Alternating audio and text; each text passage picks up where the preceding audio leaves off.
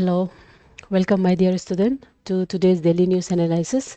तो ये daily news analysis में हम लोग थोड़ा सा फॉर्मेटिंग चेंज किया है, आप लोग भी देख रहा होगा। जितना अरुणाचल प्रदेश और नॉर्थ ईस्ट से अगर कुछ न्यूज़ रेलेवेंट रहेगा और जो अरुणाचल टाइम्स में दिया जाएगा, हम उसको ही डिस्कस करेंगे। और अगर आपका जो नेशनल और इंटरनेशनल का जो न्यूज़ है उसको आप लोग देख रहा होगा कि नॉर्थ ईस्ट पीएससी का वेबसाइट में उसको हम लोग का जो सनोवर सर है वो स्टार्ट किया है। तो आप लोग उसको काइंडली फॉलो करिए। उसमें जितना नेशनल और इंटरनेशनल न्यूज़ पूरा उसको वो सर जो कवर कर रहा है। तो मेरा जो न्यूज़ होगा ये कम्प्लीटली सिर्फ अरुणाचल बेस, और अगर नॉर्थ ईस्ट के अंदर में कुछ भी रेलेवेंट न्यूज़ अरुणाचल टाइम्स में है हम उसको करेगा, ठीक है। So I hope my dear student आप लोग समझ गया है। Keep following the news to learn more about your current affairs status, ठीक है। तो आज का न्यूज़ है 5 फरवरी 2026 का।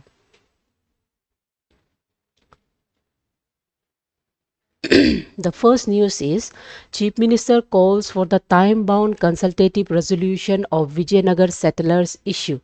विजयनगर सेटलर्स इश्यू ये ऑलरेडी मेंस का क्वेश्चन है। इस बार का एपीपीएससी मेंस में अरुणाचल का सिलेबस से ये क्वेश्चन पूछा गया था।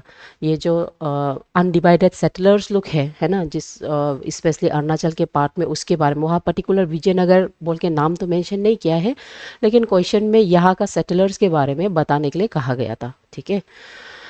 तो इसके बारे में our chief minister he has called upon the time bound consultative resolution for the Vijayanagar settler issue। तो ये इश्यू क्या है उसको थोड़ा देख लो एग्जाम पॉइंट से। तो ये इश्यू बेसिकली 200 फैमिलीज जो अरुणाचल का ये जो बॉर्डर है, इंडो म्यांमार बॉर्डर में, they were settle since 1960s से वो लोग को, और ये असम राइफल का जो रेजिमेंट है वो लोग को हम लोग गोरकास बोलता है। वो लोग सिंस 1960 ये विजयनगर एरिया में वो लोग रिसाइड किया है। और रिसाइडिंग का बेसिक कंसेप्ट ये था कि आपका जो इंडिया और म्यांमार का जो बॉर्डर है उसको वो लोग प्रोटेक्ट देना, क्योंकि वो बॉर्डर एक बहुत ही remote as well as strategic region में रहता है। तो इसीलिए वो लोग का बॉर्डर प्रोटेक्शन के लिए ज़रूरी था। लेकिन सिंस 1960 से गवर्नमेंट वो लोग के टुवर्ड्स देम जो रिजर्वेशन, नॉट रिजर्वेशन, जो रेजोल्यूशन लेके आना, and also for their residents, ठीक है, issue related to their residence on the Vijayanagar, उसको वो सॉर्ट आउट करने के लिए कहा, मतलब बोला गया था। बट स्टिल कोई उसमें रेजोल्यूशन अभी तक नहीं आया है। तो ये जो इश्यू यहाँ पे आपका लैंड राइट्स और सिक्योरिटी को लेके हो जाता है। जैसे सेटलमेंट बेस में इनिशियली दे वेर एश्योर्ड कि land security will be given to those Gorkhas who were guiding the India and Myanmar border. लेकिन बाद में एक लीज का इश्यू रख दिया है, लीज सेटलमेंट किया गया है based on the 30 years lease agreement, और उसमें the concept of permanent ownership वो दिया नहीं गया था। तो इसीलिए अभी का करेंट सिचुएशन में एविक्शन का फेयर वहाँ का पीपल में रह गया है। आज द ट्राइबल पॉपुलेशन, ट्राइबल वहाँ का जो पॉपुलेशन है वो लोग भी अपना लैंड का राइट्स के ऊपर में क्लेम रखने स्टार्ट हो गया है, ठीक है। साथ ही साथ दूसरा इश्यू है identity and citizenship. They are demanding for permanent resident certificate, ऐसा सर्टिफिकेट जिससे वो access to the education, jobs and welfare वो कर सके। लेकिन यहाँ में आपका जो ट्राइबल बॉडीज है उससे स्ट्रॉन्ग अपोजिशन मिल रहा है। तो ट्राइबल वहाँ में जो रिसाइड करते हैं दे आर नोन एज यूबिन, यानी कि लूसू ट्राइब्स, वो लोग वहाँ का इंडिजिनियस ट्राइबल है, and they are opposing to the demand for the granting of the PRC issue. उसके बाद दूसरा आइडेंटिफिकेशन क्राइसिस। ज़्यादातर इसका जो second and third generation they are facing exclusive, मतलब despite being born in India and also despite being serving and protecting the border area, वो लोग अभी ये जो अरुणाचल सिंस एक ट्राइबल सेंट्रिक स्टेट है और इसका लीगल फ्रेमवर्क भी बेस्ड ऑन दैट है, तो वो लोग को एक एक्सक्लूशन का कंडीशन यानी कि आइडेंटिटी क्राइसिस हो रहा है। ओके साथ ही साथ लैक ऑफ बेसिक एम्यूनिटीज़ है ना, वहाँ में एक्सट्रीम आइसोलेशन में रह के रोड कनेक्टिविटीज़ फॉर डेकेड नहीं था, एंड अदर शॉर्टेज जैसे health care, education facilities, electricity and communication में भी प्रॉब्लम देखने को मिल रहा है। तो वहाँ का इंडिजीनियस ट्राइब याद रखिए, योबिन लूसू ट्राइब, वो भी अरुणाचल प्रदेश का indigenous, one of the major indigenous tribes के कैटेगरी में घुसा, मतलब डाला गया है, ठीक है। और वो लोग ज़्यादातर विलेजेस जैसे कि गांधीग्राम हो गया, हाजोलो, यहाँ पे पाया गया है, ठीक है। तो ये जो सेंटिनल्स ऑफ विजयनगर, ये वो बुक है जिसको पेमा खांडू जो ऐसा बुक जहाँ में settlers of the border security road के बारे में है, ये बुक को डिस्प्ले किया गया था। And also he has call upon कि एक बहुत टाइम बॉन्ड और कंसल्टेटिव सोल्यूशन डाला जाएगा, और डॉक्यूमेंट जैसे कि अनटोल्ड स्टोरी ऑफ विजयनगर उसको भी मतलब रिलीज़ किया गया है ये बुक को। एंड ही हैज़ स्टेटेड कि वो एक मिडिल पार्ट है ना, दोनों tribes as well as tribal protection as well as humanitarian concern को देखते हुए एक बैलेंस मिडिल पार्ट सॉल्यूशन लेके आएगा। होगा। तो ये जो क्वेश्चन है जैसे आपको हम ऑलरेडी बता चुका है, एग्ज़ाम में अरुणाचल प्रदेश का जो मतलब पार्ट है जो आपका जीएस पेपर 1 में आ जाता है, अरुणाचल प्रदेश अभी जीएस पेपर 1 में आता है, तो उसमें ऑलरेडी ये क्वेश्चन विजयनगर का इश्यू को लेके पूछा गया है। तो इसलिए मेंस का पर्सपेक्टिव से आपको देखना है। और प्रीलिम्स में ज़्यादातर ये जो ट्राइब्स होता है, एथनिक ट्राइब्स पर्टिकुलर डिस्ट्रिक्ट में कहाँ मिलता है, ये एपीएसएसबी लोग में पूछा जाता है। उसके बाद पॉलिटी लू का जो जीएस पेपर 2 है उसमें पीआरसी का डिबेट लेके पूछा जा सकता है। Constitutional safeguard of the tribes लेके पूछा जा सकता है, उससे रिलेटेड आर्टिकल पूछ सकता है। उसके अलावा स्ट्रेटेजिक बॉर्डर बॉर्डर जो सेटलर्स है उसका जो रोल है एज ए सिविलियन सेंटिनल्स, ये क्वेश्चंस लोग भी पूछा जा सकता है। ठीक है। Next, breaking the chain of addiction concludes with the formation of network core committee. तो अरुणाचल प्रदेश का जो तेजू एरिया में, तेजू का जो गवर्नमेंट कॉलेज है along with the government intervention and local community, वो लोग breaking the chain of addiction एक अवेयरनेस प्रोग्राम, वर्कशॉप प्रोग्राम रखा गया है। ये एक ऐसे प्रोग्राम है जो बेसिकली एक नेटवर्क कोर कमेटी फॉर्म करेगा जो आपका जो issue related to the drug addiction जो होता है उसको टैकल कर सके। नाउ ड्रग एडिक्शन ये एक बहुत मल्टी डायमेंशनल इश्यू है ना, जिससे आपका सोसाइटी का affairs, governance and national security जुड़ा हुआ है। तो यहाँ पे ये प्रोग्राम में कम्युनिटी बेस्ड रिहेबिलिटेशन के साथ नॉट ओनली द पुलिसिंग को छोड़ के बाकी जो रिहेबिलिट का सेंटर यानी कि पीपल को किस तरह से दोबारा सोसाइटी में इंक्लूड करें, वो इनिशिएटिव के ऊपर में ज़्यादा फोकस किया गया है। ठीक है। तो इसमें आपका डिस्ट्रिक्ट गवर्नमेंट का इन्वॉल्वमेंट देखने को मिला है और बहुत सा NGOs, active NGOs and specially women help यानी कि वुमेन सेल्फ हेल्प ग्रुप लोग भी यहाँ पे इन्वॉल्व किया गया है। और यहाँ में counselling, community monitoring and social री इंटीग्रेशन ये इसका बेसिक फोकस रहा है। होगा। सो एग्ज़ाम में ये इंटरनल सिक्योरिटी में बहुत इंपॉर्टेंट क्वेश्चन बन जाता है, क्योंकि अरुणाचल प्रदेश का ये जो एरिया है तेजुलू का साइड जो है वो गोल्डन ट्रायंगल यानी कि आपका ये जो ट्रायंगल देख रहे हैं वो वहाँ से बहुत प्रॉक्सिमिटी होता है, बहुत क्लोज होता है। और ड्रग अब्यूज़ जो क्या होता है ये बहुत चीज़ से लिंक होता है, जैसे ऑर्गेनाइज क्राइम से, नार्को टेररिज्म से, है ना। एंड उसके बाद वो need of the border area development programme से, ये सबसे ड्रग इश्यू का जो एब्यूज़ का जो इश्यू है वो रिलेटेड होता है। और नार्को टूरिज्म ये तो क्वेश्चन जनरली पूछा जाता है एग्जाम्स लुक में, स्पेशली मेंस का पॉइंट्स में पूछा जाता है। ठीक है।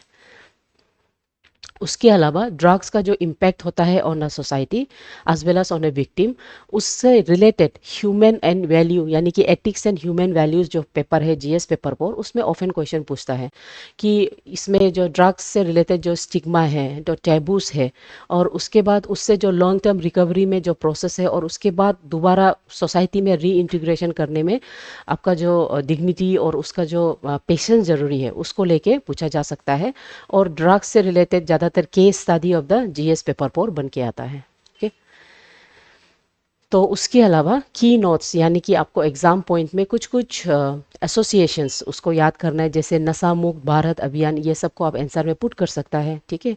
उसके बाद हार्म रिडक्शन स्ट्रेटजी, पनिश करने से ज़्यादा साइकोलॉजिकल सपोर्ट देना, डिमांड वर्सेस सप्लाई रिडक्शन, ये सब कुछ स्ट्रेटजीज होता है जिससे हम लोग ड्रग का जो सप्लाई है उसको हम लोग रिड्यूस कर सकते हैं। ठीक है।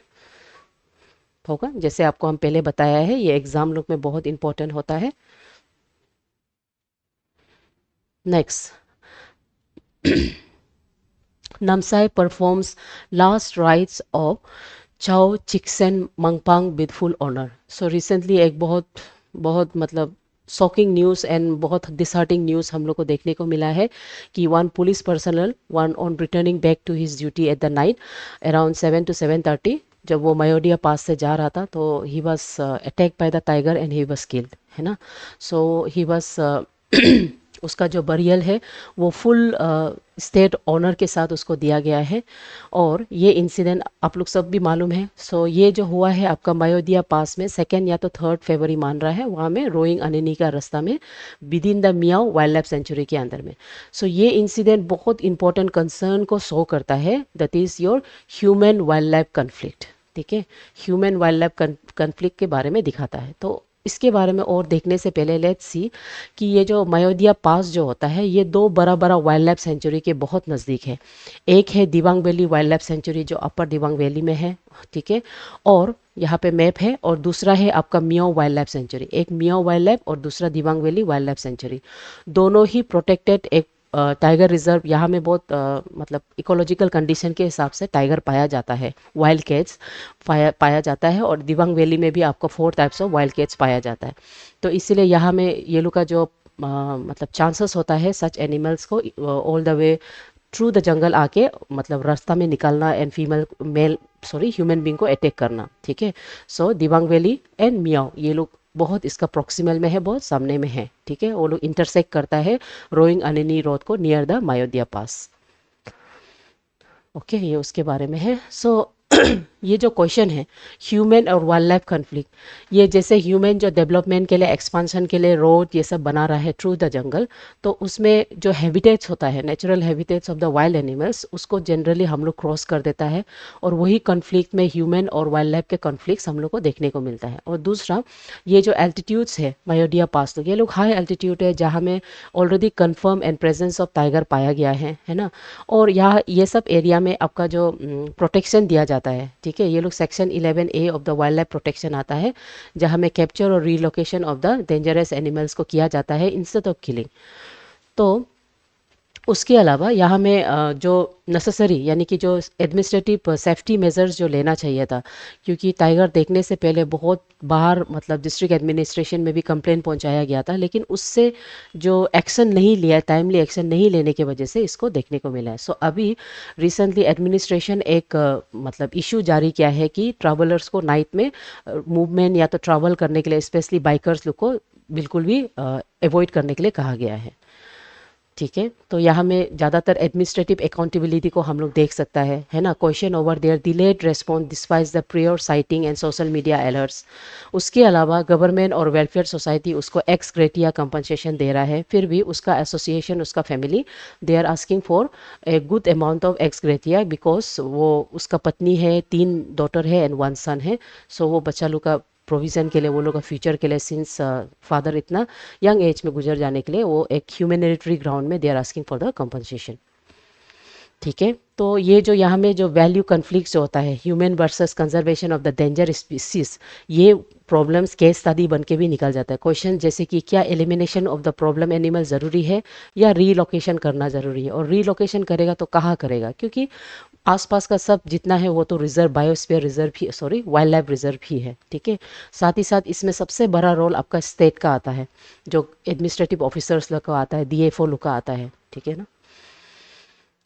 Next, new government takes oath in Manipur.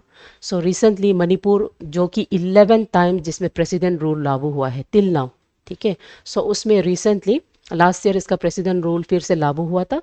तो अभी on 4 February BJP lead NDA government Manipur में बन गया है, और nearly after year president rule को रिमूव कर दिया है। तो इसमें जो इसमें जो 13 chief minister of the Manipur वो है आपका युमनाम खेमचंद सिंह, ठीक है। इसके अलावा the key appointments in the Manipur government ये है। चीफ मिनिस्टर का नाम तो आपको पता है, वो former MLA from the Singjamei and former speaker भी रह चुका है। उसके अलावा for the first time Manipur में डिप्टी चीफ मिनिस्टर का पोस्ट भी रखा गया है, एंड वो वोमेन है, यानी कि वोमेन रिप्रेजेंटेशन दे रहा है, and she belongs from Kuki Zo community, and उसका नाम है नामचा गिब्जन। उसके अलावा नागा कम्युनिटी से जो रिप्रेजेंट कर रहा है वो है लूसी दिखाओ, ठीक है। सो ये जो प्रेसिडेंट मतलब इलेक्शन और न्यू गवर्नमेंट है, it basically ends the 11 president rule in Manipur. और ये प्रोक्लेमेशन यानी कि प्रेसिडेंट रूल से ज़्यादातर एग्जाम में उसका आर्टिकल, ये बहुत कॉमन क्वेश्चन होता है, ये पूछा जाता है। सो आर्टिकल 356 को हम प्रेसिडेंट रूल बोलता है, और उसके तहत पर्टिकुलर स्टेट में प्रेसिडेंट का रूल लाके उसका जितना एडमिनिस्ट्रेशन है गवर्नर के अंदर में सीधा रिपोर्टिंग टू द प्रेसिडेंट किया जाता है।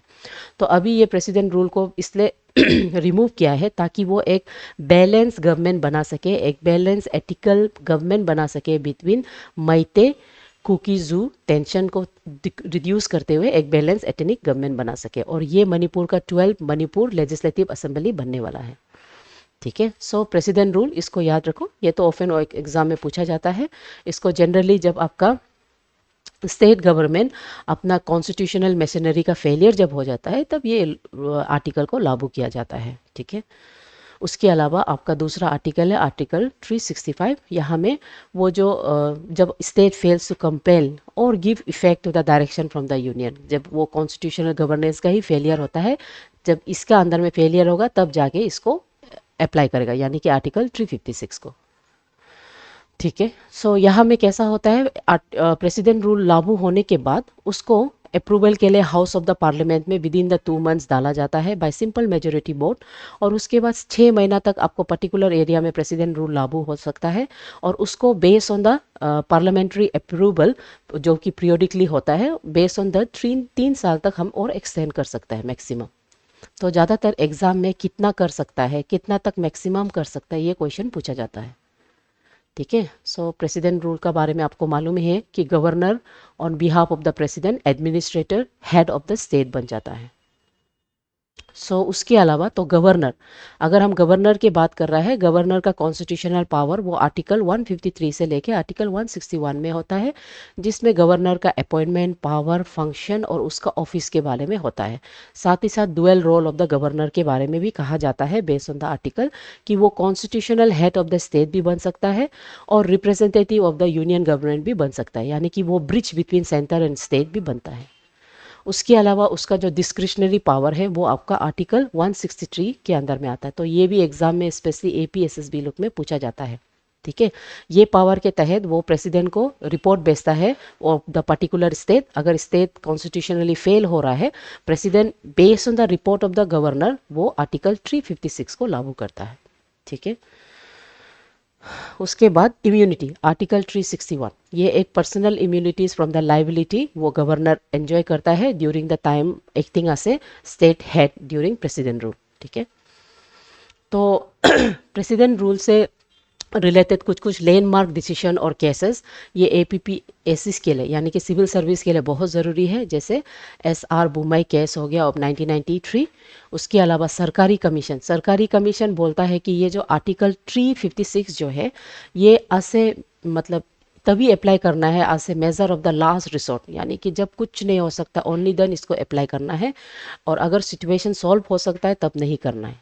ठीक है। तो ज़्यादातर ऐसे कमीशन भी पूछा जाता है होगा। तो एग्जाम में president rule, governors discretionary power and federalism को लेके पूछा जा सकता है। एथिक्स में ज़्यादातर जो एथिकल मतलब एथनिक जो डाइवर्सिटी और कॉन्फ्लिक्ट होता है स्पेशली नॉर्थ ईस्ट में, जैसे मणिपुर को लेके, उसमें गवर्नर और प्रेसिडेंट रूल का क्या इम्पैक्ट होता है, ये क्वेश्चन पूछा जाता है। ठीक है। Next, earthquake hit West Caming. So West Caming district में around 4.1 point of 1 point magnitude earthquake hit हुआ है। एंड अरुणाचल प्रदेश, जितना भी अरुणाचल प्रदेश का जो एरिया है वो आपका सिस्मिक जोन 5 के अंदर में आता है, जो कि बहुत high earthquake risk category in India माना जाता है। और यहाँ में जो earthquakes होता है ये बेसिकली आपका हिमालयन कोलिजन जोन के वजह से होता है, क्योंकि यहाँ में इंडियन प्लेट वो कन्वर्ज करता है आपका यूरेशियन प्लेट के साथ, और यहाँ में एक सॉलो फोकस मतलब अर्थक्वेक देखने को मिलता है, वो अराउंड 5 किलोमीटर डेप्थ, जो बहुत सीरियस डैमेज रिस्क फैक्टर होता है। नाउ जोग्राफिकल और टेक्टोनिक कंसेप्ट से अगर हम देखें तो ये तो प्लेट टेक्टोनिक का जो कन्वर्जन होता है इंडियन और यूरेशियन प्लेट के वजह से होता है। उसके अलावा हिमालयन बेल्ट में ये रीजन पाया है जो कि बहुत ही सिस्मिकली एक्टिव माउंटेन जोन मानता है। उसके अलावा जो होलो फोकस होता है, ठीक है, होलो फोकस जो होता है वो बहुत डीप तक भी जा सकता है, अराउंड 70 किलोमीटर डीप क्रॉस कर सकता है। तो एग्ज़ाम के लिए इसका जो मेज़रमेंट और इसका जो टर्मोलॉजीज है वो एग्ज़ाम का, चाहे वो एपीपीएससी हो या तो एपीएसएसबी हो, उसमें पूछा जाता है। जैसे आपको पूछ सकता है कि इंस्ट्रूमेंट जिससे आप अर्थक्वेक को मेज़र कर सकते हैं, है ना, तो जैसे रिचर स्केल, उससे हम लोग मेज़र करता है। उसके अलावा डैमेज इम्पैक्ट को हम लोग मर्सली स्केल से इंटेंसिटी को मेज़र करता है। और दूसरा ये क्वेश्चन आपका एपीएसएसबी का ही है, ठीक है, एपीएसएसबी में ये क्वेश्चन पूछा गया था कि पॉइंट इनसाइड द आर्ट जहाँ से टिक आपका अर्थक्वेक स्टार्ट होता है उसको क्या बोलता है, तो उसको हम फोकस यानी कि हाइपो फोकस बोलता है। और सपोज मान लो दिस इज योर फोकस, जहाँ से शुरू हुआ है उसका टिक परपेंडिकुलर यानी कि ऊपर जहाँ में उसका वेव ट्रैवल करता है लाइक दिस, वेव ट्रैवल करके टिक उसका जो टच वाला परपेंडिकुलर जो पॉइंट होता है उसी को हम एपीसेंटर बोलते हैं, वो जस्ट अबाउट द फोकस रहता है। तो ये भी आपका एपीएसएसबी पूछा है, ये भी पूछा है, ठीक है। उसके बाद वेव्स, ये वेव्स थोड़ा और डीप हो जाता है, दैट मीन्स ये मेंस लुक में सॉरी एपीपीएससी प्रीलिम्स लुक में भी जरूरी हो सकता है। जो अर्थक्वेक का वेव्स होता है उसको हम लोग पी वेव्स, एस वेव, ये लोग सेकेंडरी वेव्स है इसको, और ये जो आपका सॉरी ये लोग प्राइमरी वेव्स है, ये सेकेंडरी वेव्स है। तो पी और एस वेव, ये लोग पी वेव जो बहुत फास्ट और सॉलिड लिक्विड से ट्रैवल करता है, एस वेव जो स्लो होता है और ये सॉलिड या तो सेमी सॉलिड से ट्रैवल करता है, लिक्विड से नहीं करता है। तो ये क्वेश्चंस लोग को पूछा जाता है। और एस वेव ये सबसे डिस्ट्रक्टिव वेव से ये एनी ऐसे जा सकता है, ठीक है। इसको लव वेव, रेलेट वेव बोलता है। ये क्लास में, ज्योग्राफी क्लास में डिटेल से आप लोग पढ़ सकेंगे इसके बारे में, ठीक है। तो अगर हम अर्थक्वेक के बारे में पढ़ता है तो we have to know about Pacific rings of fire, क्योंकि पैसिफिक रिंग्स ऑफ फायर को जनरली एवरी मेंस एग्जाम में भी पूछा जाता है और प्रीलिम्स में भी पूछने का चांस होता है। पैसिफिक रिंग्स ऑफ फायर ये पर्टिकुलरली ऐसा हॉर्स शू लाइक दिस, ऐसा हॉर्स शू जैसा शेप होता है, वो अराउंड आपका पैसिफिक ओशन में होता है, होगा। इसको हम सिस्मिक इंजिन रूम भी मानता है, क्योंकि 90% ऑफ द वर्ल्ड का अर्थक्वेक जो होता है यहाँ होता है, and 70% of the active volcanoes वो भी यहाँ में होता है। ओके तो यहाँ में आपका टेक्टोनिक जंक्शंस मिलता है, टेक्टोनिक प्लेट्स का, जैसे कि पैसिफिक प्लेट हो गया, नक्सा प्लेट हो गया, पिलिपियन प्लेट हो गया। ये लोग एक दूसरा से सब्ड्यू करता है, उसके वजह से एक का ऊपर एक होके इसमें डीपेस्ट ट्रेंच जैसे कि मरीना ट्रेंच ये सब फॉर्म होता है। ओके तो मेरीना ट्रेंच जो deepest trench in the Pacific ocean, ये भी क्वेश्चन पूछा जाता है, होगा। उसके बाद इंडिया और पैसिफिक का लिंक कैसे है, इंडिया का इंडियन ओशन में जब सोनामी का मतलब वेव्स जब आता है तो उसका इम्पैक्ट इंडिया का जो प्लेट है उसमें हिमालयन बेल्ट में भी उसका असर पड़ता है और वो उसका इफेक्ट पड़ता है, ठीक है। उसके बाद एग्जाम में लाइक आई ऑलरेडी से डिसास्टर मैनेजमेंट जीएस पेपर 3 में भी पूछता है, अर्थक्वेक से रिलेटेड उसका प्रिपेयरनेस एंड मिटिगेशन को पूछा जाता है, टेक्टोनिक प्लेट एक्टिविटी ये तो पूछा जाता है, एंड दूसरा अरुणाचल प्रदेश जो आपका जोन 5 में है उसका regional vulnerability and disaster risk ये पूछा जा सकता है एग्जाम लोग में, ठीक है। नेक्स्ट है विल गवर्नमेंट एड्रेस कंसर्न। सो ये जो रिपोर्ट है, इसको ये जो आर्टिकल है ये रीडर्स फोरम का आर्टिकल है, और यहाँ में जो recently inequal sorry income inequality of the Indian है, इंडियन स्ट्रक्चर, इंडियन सोसाइटी, उसके बारे में वो बताया है, ठीक है। तो जैसे कि वर्ल्ड इनइक्वालिटी रिपोर्ट ऑफ 2026 वो ये दिखाता है कि इंडिया में सबसे ज़्यादा अनइक्वल इकोनॉमिक एसेट डिस्ट्रीब्यूशन है, इनकम डिस्ट्रीब्यूशन, जहाँ में टॉप 1% लोग almost 40% of the national income को पकड़ता है, एंड 10% जो hardly 2/3 of the total weight को पकड़ता है, मतलब ओवरऑल समराइज, ठीक है। सो इसमें की प्रपोजल में आपका इकोनॉमिक्स जैसे कि थॉमस पिक्के ही वो प्रपोज किया है कि 2% of the annual wealth tax को as well as 33% of the inheritance tax on the individual को डाल के इससे जो बेनिफिट्स मिलता है उसको हो सकने से पोटेंशियली फंड को यूज़ किया जाए for the education expedition, rural infrastructure and social sectors के लिए, ठीक है। साथ ही साथ इसमें गवर्नेंस कंसर्न भी निकलता है।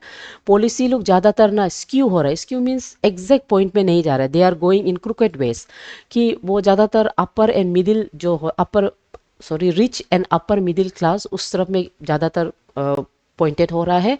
और अभी भी इतना इकोनॉमिक पॉलिसीज चेंज करने के बाद भी अभी भी जो marginalise sectors of the society है ना, वो लोग अभी भी ग्रोथ का जो बेनिफिट है उससे एक्सक्लूडेड है। सो इट्स नेसेसरी कि increase allocation for the rural areas किया जाए, और वहाँ में जो गारंटीड वाला जो स्कीम्स है जैसे एनजी अमेरिका हो गया, विकसित भारत गारंटी हो गया, इस तरह से एक बहुत ही मतलब बेहतरीन स्कीम्स डाला जाए ताकि पीपल को रूरल एरिया तक प्रॉपरली सही से इनकम का इक्वलिटी डिस्ट्रीब्यूट हो, ठीक है। और दूसरा दे आर सेइंग एक प्रोग्रेसिव टैक्सेशन होना चाहिए ताकि इंक्लूसिव ग्रोथ में इंक्लूड कर सके, होगा। तो एग्जाम में इंक्लूसिव ग्रोथ ये बहुत बार पूछा जाता है, इनइक्वालिटी और टैक्सेशन पॉलिसी को लेके भी आपको क्वेश्चन पूछा जा सकता है, ठीक है। Next, Chanu lifts 205 kg, breaks 3 national records to win 48 kg gold at national championship. So recently Mirabai Chanu वो फिर से वर्ल्ड रिकॉर्ड ब्रेक करके आपका फिर से गोल्ड मेडल हासिल किया है इन 48 kg वेट लिफ्टिंग कैटेगरी में. सो यहाँ में she could lift 205 kg snatch and clean jerk category में. स्नैक और क्लीन डिफरेंट डिफरेंट कैटेगरीज होता है. इसमें वो 3 नेशनल रिकॉर्ड ऑलरेडी ब्रेक कर चुका है और अपना जो सेकंड वाला जो राधा सोनी है उसको वो 22 kg से मार्जिन से वो डिफीट किया है होगा. सो उसका कैरियर अचीवमेंट ये ज़्यादातर एग्जाम में पूछा जा सकता है. उसको क्विक हम लोग रिवाइज करके देखता है. ओलंपिक में वो सिल्वर मेडल मिला है टोक्यो ओलंपिक में 49 kg में, और वर्ल्ड चैंपियन वो 2017 में मिला है. 2022 और 25 में वो सिल्वर मेडल मिला था. एंड उसके अलावा कॉमनवेल्थ गेम में गोल्ड 2018 और 22 में मिला है. सिल्वर जो 2014 में मिला है कॉमनवेल्थ गेम में. उसके बाद एशियन चैंपियनशिप में वो ब्रॉन्ज 2020 में मिला है. ठीक है. और वर्ल्ड रिकॉर्ड में उसका क्लीन एंड जर्क में वो अभी 3 बार रिकॉर्ड तोड़ चुका है. उसके अलावा अदर मेजर अवार्ड्स में जैसे ये तो आपका एपीएसएसबी और एपीपीएस लोग को लेकर काम आ सकता है ना. एपीएसएसबी में ज़्यादातर ऐसा ऑब्जेक्टिव पूछता है. जैसे मेजर दयानचंद खेल रत्न अवार्ड उसको 2018 में मिला गया है. पद्मश्री उसको 2018 में दिया है. उसके अलावा वो डीएसपी का जो पोस्ट है मणिपुर पुलिस में स्पोर्ट्स एम्बेसडर के अंदर में उसको ये रोल मतलब पोस्ट अपॉइंटमेंट किया गया है. ठीक है. सो उसका जो achievement it basically symbolise resilience and sporting excellency, और वो बहुत सा women of the North East India को इंस्पायर कर रहा है as well as other parts of India sports को वन ऑफ द मेजर मतलब फोकस देने के लिए. ठीक है.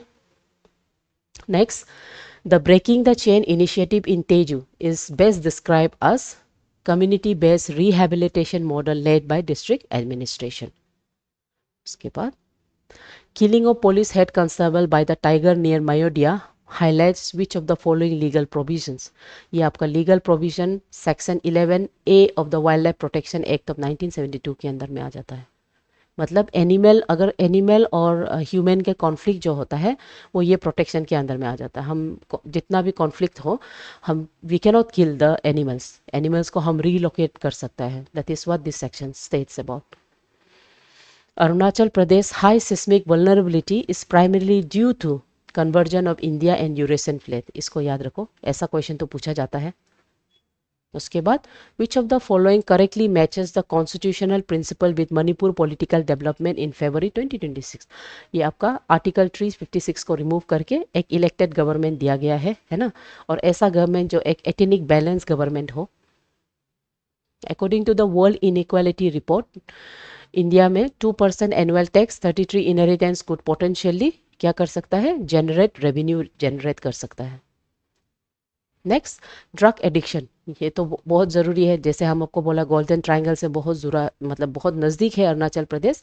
तो ब्रेकिंग द चेन इनिशिएटिव इस तरह से क्वेश्चंस को मतलब इस तरह का स्कीम जो होता है उसको आप क्वेश्चन में डाल सकता है when they ask you about the drug addiction in the यानी कि नर्को टूरिज्म से क्वेश्चन पूछा जाए तो. दूसरा ये तो बहुत इंपॉर्टेंट है. ये इस बार शायद केस स्टडी लुक में भी आने का चांस है. एनिमल और आपका जो ह्यूमन एंड वाइल्ड लाइफ का जो कॉन्फ्लिक्ट होता है. ठीक है. तो उसमें conservation as well as human safety का इश्यू निकल जाता है. तो उसको कैसे टैकल करेगा ये केस स्टडी भी बन सकता है. तो आपको पढ़ना होगा. Next, thought of the day. Individual commitment to group effort, that is what makes a team work, a company work, a society work and a civilization work, wins Nambodi. ठीक है. So thank you my dear student. आज का daily news analysis इतना ही है. Keep studying.